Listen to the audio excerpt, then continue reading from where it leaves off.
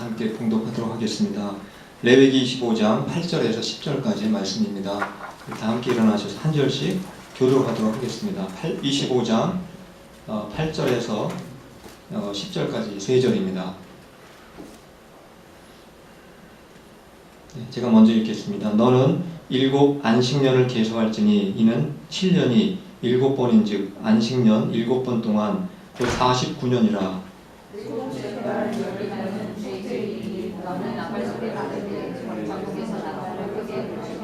다 함께 읽겠습니다. 너희는 50년째 해를 거룩하게 하여 그 땅에 있는 모든 주민을 위하여 자유를 공포하라. 이 해는 너희에게 희년이니 너희는 각각 자기의 소유지로 돌아가며 각각 자기의 가족에게로 돌아갈지며.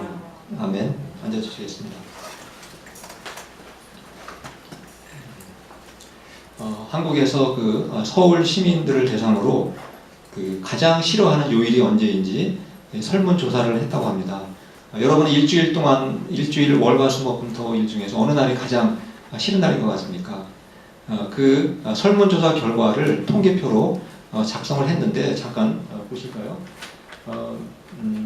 바로 오른쪽에 저쪽에 있는 하늘 색깔이 바로 월요일을 가장 싫어하는 사람들의 퍼센티지입니다. 한 48% 정도 되니까 거의 절반에 가까운 사람들은 월요일을 제일 싫어한다는 것입니다. 그리고 이제 화요일부터 토요일까지 비슷하고, 그 다음에 일요일이 꽤 많죠. 일요일도 노란 색깔이니까 꽤 많은 사람 같습니다. 아마 저 사람들은 혹시 교회를 다니는데 교회 가기 싫어서 일요일 날이 싫었는지 모르겠습니다. 그리고 싫은 날이 하나라도 없다고 하는 사람들도 한 4분의 1가량 이렇게 차지를 하고 있는 것을 볼 수가 있습니다.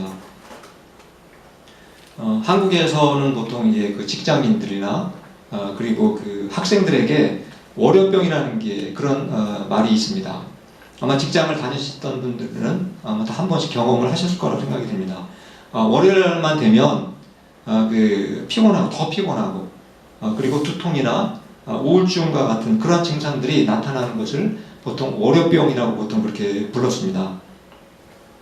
요즘에는 직장이 이제 좋아져서 학교도 마찬가지지만 일주일에 2번 쉬지 않습니까? 토요일 날도 쉬고 일요일 날 이틀이나 쉬고 있습니다. 그렇게 많이 쉬었는데도 월요일이 되면은 더 피곤하고 그렇게 느낀다는 것입니다.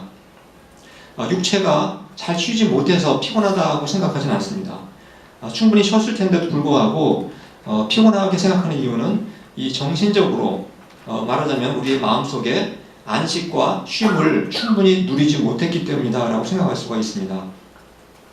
그래서 우리는 일주일에 이틀이 아니라 3일을 쉰다 할지라도 어쩌면 월요일날 또다시 피곤할 수도 있을 것입니다.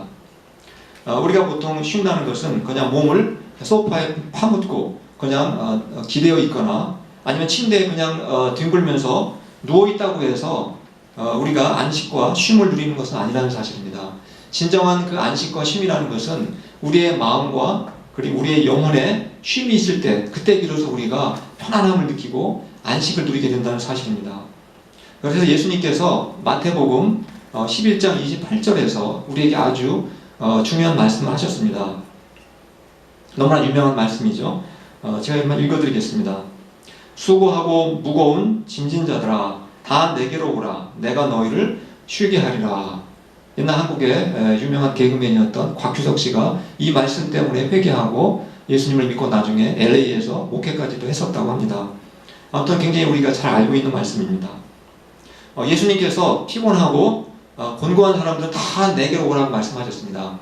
예수님이 그들한테 침을 놔줄 수 있다든가 아니면은 지압을 해주신다든가 마사지를 해주시겠다는 말씀이겠습니까?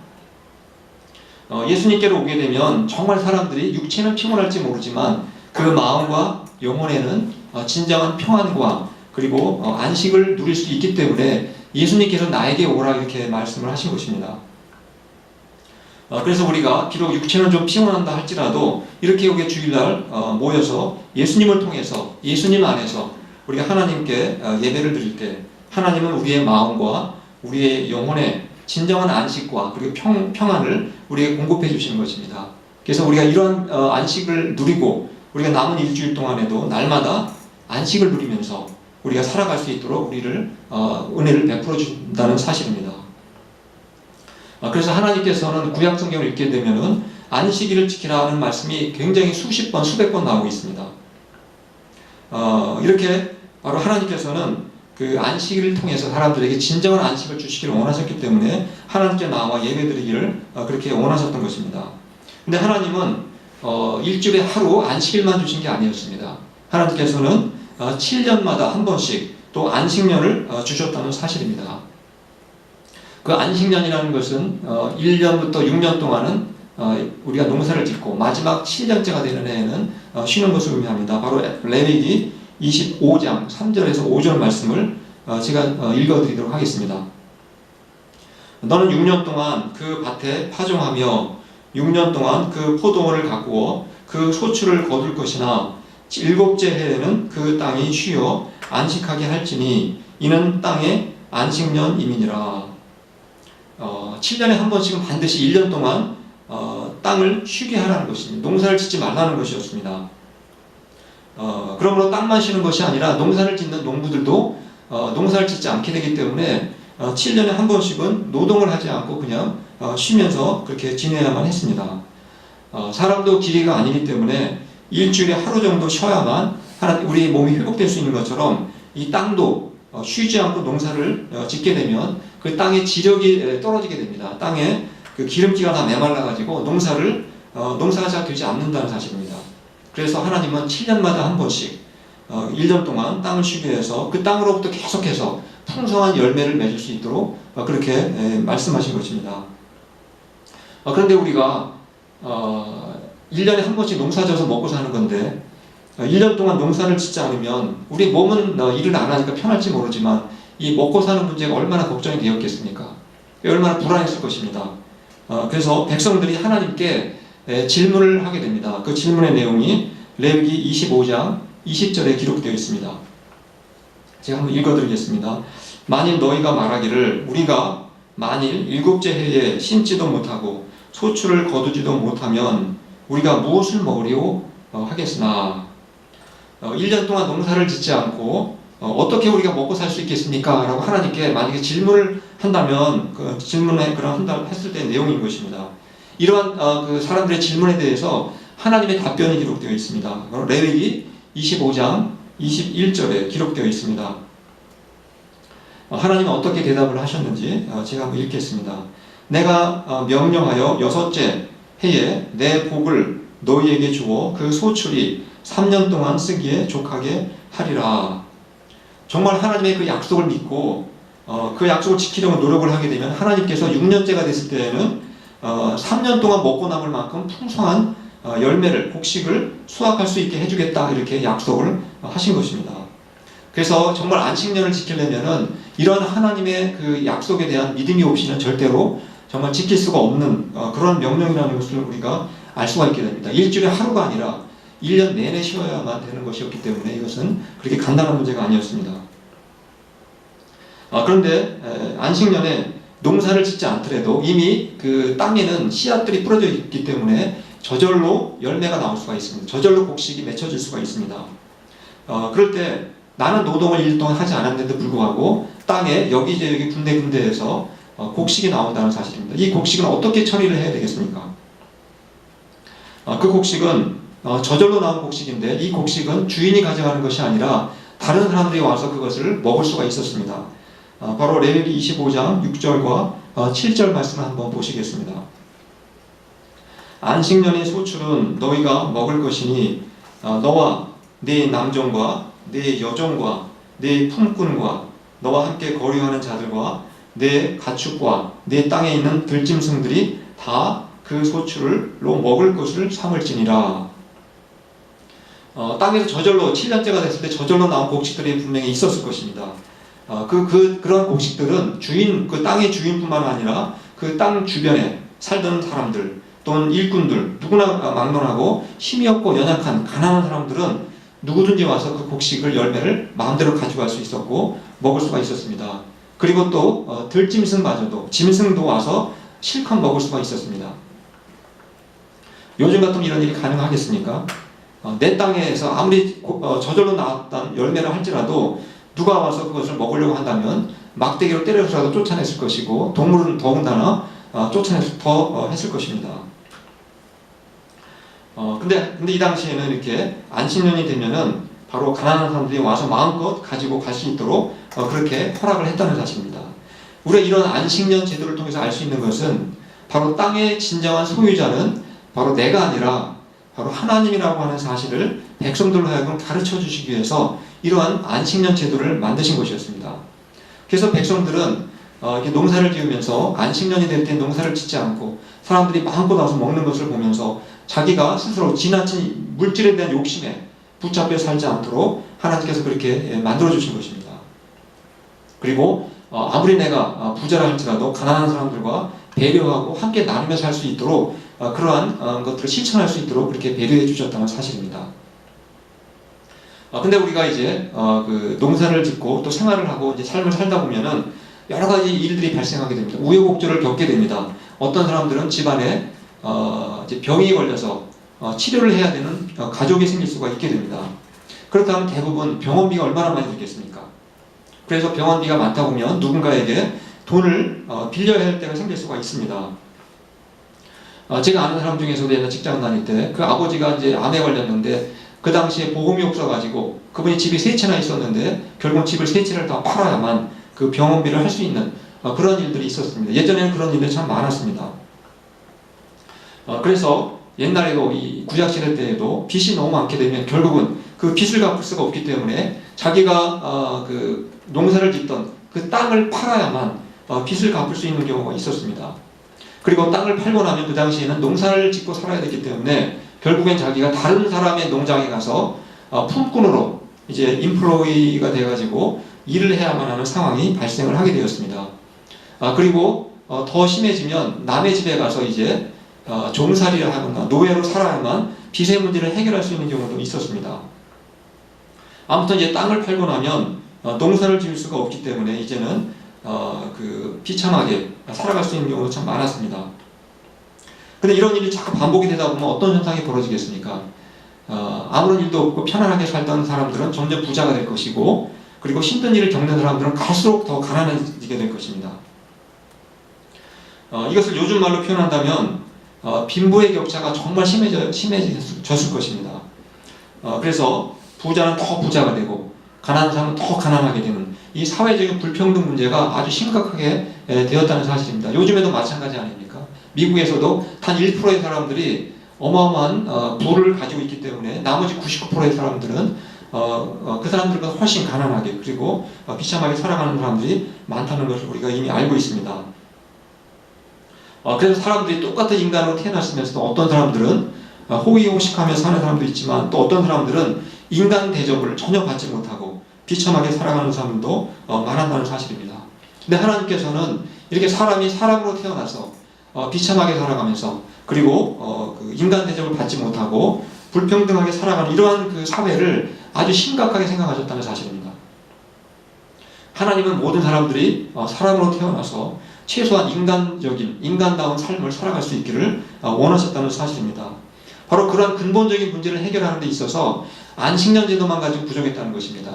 7년에 한 번씩 가난한 사람들이 와서 곡식을 먹게끔 하는 것만으로는 너무나 부족했다는 사실입니다. 그래서 하나님이 다른 제도를 만드셨습니다. 바로 레위기 25장 8절과 11절 말씀을 한번 보시겠습니다. 제가 읽어드리겠습니다. 너는 일곱 안식년을 계수할지니 이는 7년이 7번인즉 안식년 7번 동안 곧 49년이라 그 50년째 해는 너희의 희년이니 너희는 파종하지 말며 스스로 난 것을 거두지 말며 가꾸지 아니한 포도를 거두지 말라. 안식년 말고 하나님께서 오늘 설교 제목에도 나와 있죠. 희년이라고 하는 제도를 또 만드셨습니다. 희년이 언제라고 지금 되어 있습니까? 앞에 제가 밑에 표를 만들어 놨지만 안식년은 7년마다 반복이 됩니다. 그래서 안식년이 7년에 한 번씩 돌아오게 되는데 7번이 반복되면 몇 년이 지나게 되겠습니까? 7 곱하기 7, 49가 될 것입니다. 49년이 지나고 나서 그 다음 해를 바로 50년째 해가 되는데 바로 그 해를 희년이라고 불렀다는 사실입니다. 희자가 무슨 희자인가 했더니 복을 의미하는 희자였습니다. 복희자였습니다. 그래서 바로 50년째가 되면은 그 안식년과 똑같이 그때도 농사를 짓지 않고 땅을 쉬게 했습니다. 그렇다면은 희년과 안식년의 차이점이 무엇이겠습니까? 희년도 마찬가지로 농사를 짓지 않고 땅에 쉬는 해인데, 그렇다면 어떤 차이점을 갖고 있느냐 하는 것입니다.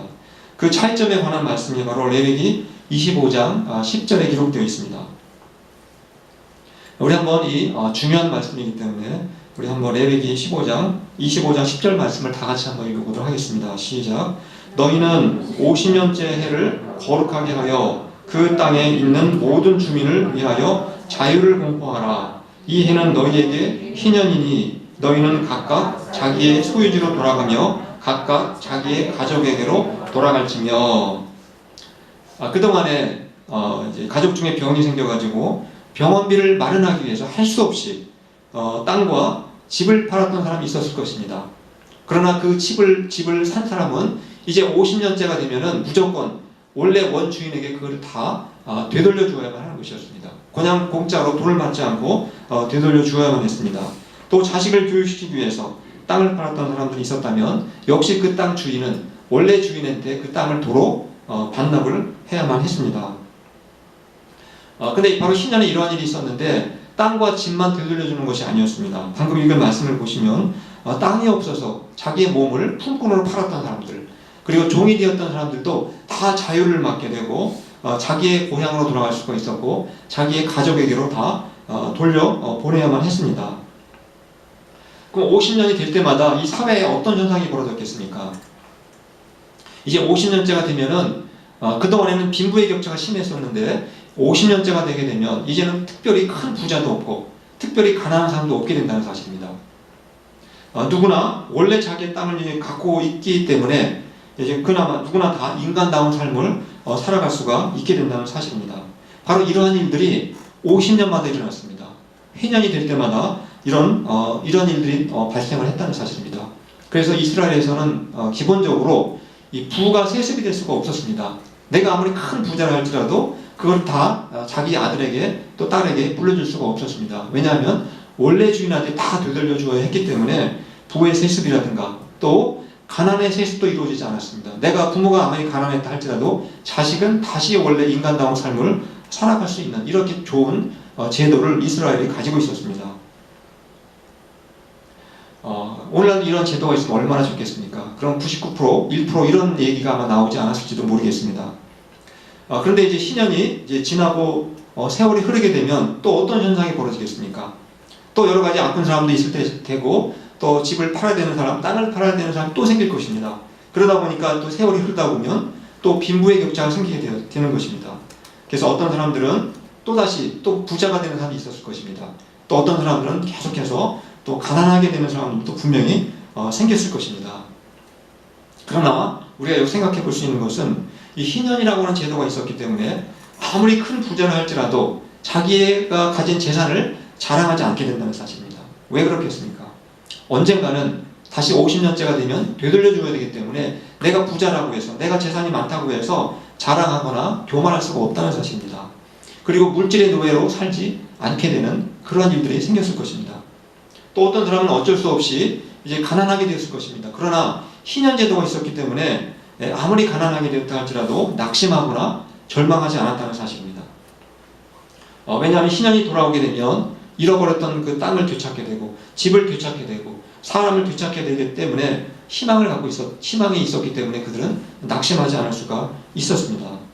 이렇게 하나님은 이스라엘에게 바로 이 안식년이라는 제도하고 희년이라고 하는 제도를 통해서 사람들이 인간답게 살아가면서 참된 평화와 안식을 누리면서 살아갈 수 있기를 원하셨다는 사실입니다.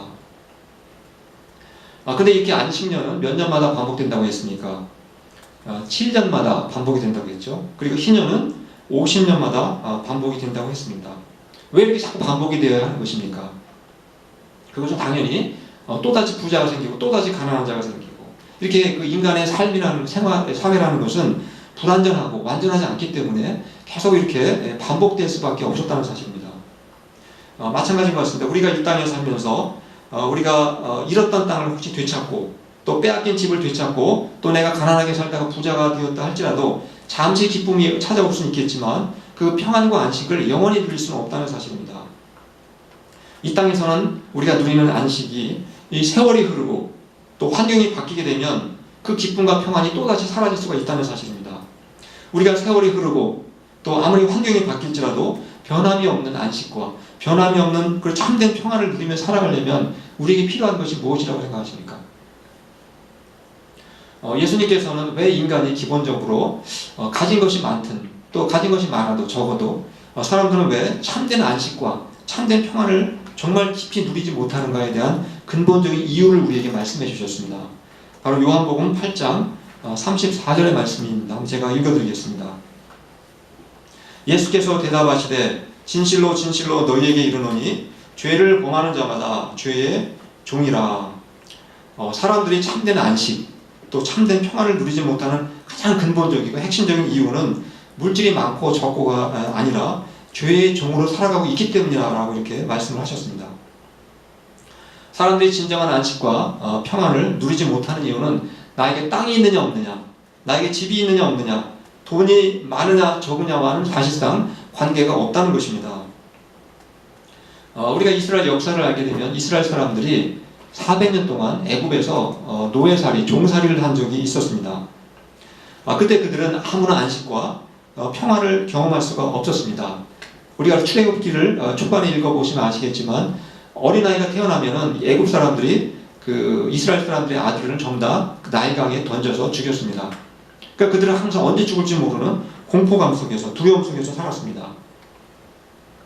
그리고 그들은 애굽으로부터 아주 착취와 학대를 당했습니다. 그래서 그들은 전혀 안식과 평안을 누릴 수가 없었다는 사실입니다. 그런데 바로 모세를 통해서 하나님이 이스라엘 백성들을 애굽에서 탈출해 주셨을 때, 해방시켜 주셨을 때, 그때 비로소 진정한 안식과 평안을 누릴 수가 있었다는 사실입니다. 바로 오늘날도 마찬가지라는 것입니다. 바로 우리가 죄의 종으로 살아가게 되면 누구나 이 죽음의 불안과 공포와 두려움 속에 살아가게 됩니다. 안식을 누리지 못하게 됩니다. 그런데 죄의 종으로 살아가는 사람들을 바로 해방시켜 주시려고 오신 분이 이제는 모세가 아니라 예수 그리스도라고 하는 사실입니다. 어떻게 우리를 해방시켜 주셨는지 로마서 8장 1절과 2절 말씀을 우리 다 함께 읽어보도록 하겠습니다. 시작. 그러므로 이제 그리스도 예수 안에 있는 자에게는 결코 정죄함이 없나니 이는 그리스도 예수 안에 있는 생명의 성령의 법이 죄와 사망의 법에서 너를 해방하였습니다. 우리가 예수 그리스도를 나의 주님으로 또 나의 구세주로 우리가 영접하고 믿게 되면 우리에게 제일 먼저 나타나는 현상이 무엇이라고 했습니까? 바로 죄와 죽음의 사망의 두려움으로부터 우리가 해방을 받게 된다는 것입니다. 그리고 성령님께서 우리 안에 생명을 심어주십니다. 그래서 우리가 참된 안식과 이제는 평안을 누리면서 살아갈 수 있도록 우리에게 은혜를 베풀어 주신다는 사실입니다. 바로 신약의 성도들은 단지 애굽에서 육신적으로 종살이하다가 해방된 사람이 아니라 예수 그리스도를 통해서 바로 죄와 사망으로부터 해방을 받은 사람이라는 사실입니다. 바로 우리가 이런 은혜를 받은 사람들입니다. 그런데 우리가 이렇게 큰 은혜를 받고 나서도 여전히 이 세상의 것을 내가 많이 가졌으면 그때는 기뻐하고 또 내가 많이 갖지 못했으면 불안해하거나 슬퍼한다면 여전히 우리는 아직도 해방받지 못한 사람처럼 죄의 종으로 살아가는, 그러면서 안식과 평안을 누리지 못하는, 그렇게 살아갈 수가 있다는 사실입니다. 우리는 예수 그리스도를 통해서 이제 진정한 자유와 평안을 얻었기 때문에 그렇게 살아갈 수 있는 능력을 이미 받은 사람들입니다. 그래서 우리는 구약의 성도들처럼 7년마다 50년마다 이렇게 반복해서 그런 절기를 지킬 필요가 없게 되었다는 사실입니다. 바로 예수 그리스도께서 우리를 해방시켜 주셔서 이제는 우리에게 임시적인 그 안식과 기쁨이 아니라 영원하고 그리고 참된 그 안식과 평안을 우리에게 주셨기 때문에 우리는 반복해서 그렇게 절기를 지켜야 될 필요가 없게 되었다는 사실입니다. 그렇지만 우리가 구약의 성도들을 잘 생각해보면 이 구약의 성도들은 이 안식년 그리고 희년이라고 하는 제도가 있었기 때문에 그들이 아무리 재산이 많아도 헛된 욕심에 붙들려 살지 않았다는 사실입니다. 그리고 아무리 가난하게 살아도 그들은 낙심하거나 절망하거나 그렇게 염려하며 살지 않았다는 사실입니다. 바로 희년에 대한 소망, 안식년에 대한 소망이 있었기 때문이었습니다.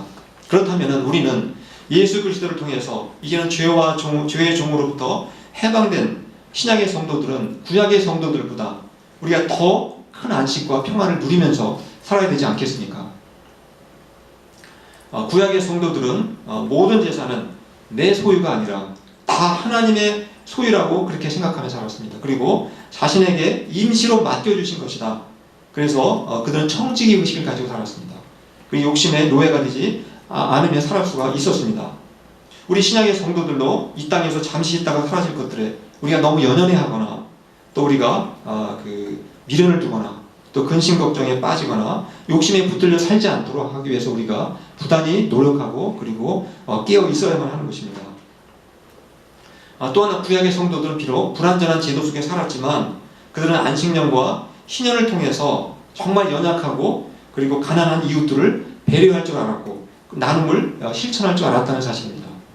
그렇다면 우리는 구약의 성도보다 더 큰 은혜를 받은 사람들이지 않습니까? 그렇다면 우리는 그때 그 당시 구약 성도들보다 더더욱 우리는 이웃들을 섬기고 또 형제를 배려하고 돌아보는 그리고 나눔을 실천하는 그러한 삶을 사는 것이 마땅하다는 것입니다. 저는 저희 모든 저희 성도님들이 정말 구약의 성도들이 안식년과하고 그 다음에 희년에 누렸던 그 기쁨과 평안과 그 안식을 7년마다 또 50년마다 누리는 것이 아니라 날마다 그리고 순간순간마다 풍성하게 누리시면서 살아가실 수 있기를 간절히 축원합니다. 말씀을 기억하시면서 우리 찬송가 부르시겠습니다.